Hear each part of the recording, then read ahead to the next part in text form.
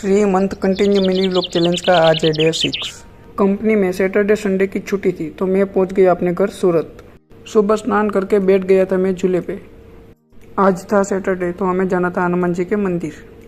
फिर मैंने निकाली अपनी एक्टिवा और चल पड़े हनुमान जी के मंदिर। फिर सड़क पर बहुत सारी गाय माता भी दिखाई देने लगी। थोड़ी देर के लिए मुझे अपनी गाँव की याद आ गई। और फिर क्या, फाइनली मंदिर पहुंच ही गए। मंदिर के सामने ही तबेला था तो हमने गाय माता को सबसे पहले रोटी खिला दी और फिर चल पड़े हम मंदिर में। सबसे पहले हमने महादेव जी के दर्शन किए और काफ़ी सारे दर्शनार्थियों महादेव जी को जल अर्पित कर रहे थे। फिर मैंने बहुत सारी भगवान की मूर्तियाँ देखी जिसमें महादेव जी एकदम टॉप पे बैठे थे, तो जिससे मेरे दिमाग में आइडिया आया, इसीलिए शायद महादेव जी को देवाधिदेव का टैग मिला हो। फिर फाइनली हमें पंचमुखी हनुमान जी के भी दर्शन किए और साथों साथ शनिदेव जी को भी प्रार्थना किया। फिर मैं गंगा जल लेकर पहुंच गया महादेव जी के पास।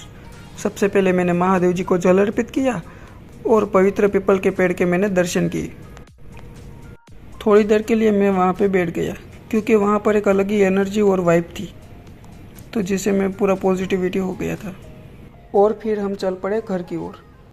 अभी आप जो देख रहे हो हमारे सूरत का सबसे बड़ा क्रिकेट ग्राउंड था, लेकिन अभी यहाँ पर सिर्फ बड़ी बड़ी बिल्डिंग ही बन रही है। ये है हमारे एरिया की फेमस स्कूल।